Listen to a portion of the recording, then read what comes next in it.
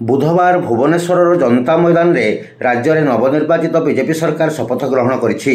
मुख्यमंत्री को मिसाई 16 जन मंत्री शपथ ग्रहण करिबा परे बौद्ध जिल्लार केही मंत्रिमंडल रे सामिल न हेबा बीजेपी कर्मी को निराश करिथिबा बेले जिल्लावासी मध्य आश्चर्य प्रकट करिसंती।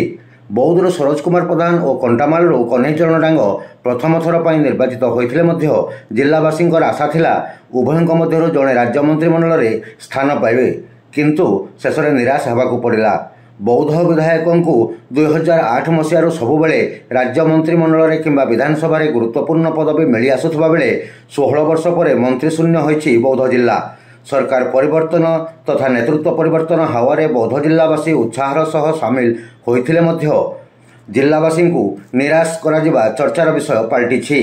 13टी जिल्लार 16 मंत्री शपथ नहीं बेले मंत्रीशून्य 17टी जिला मध्य बौद्ध जिलार नाम सामिल होइछि।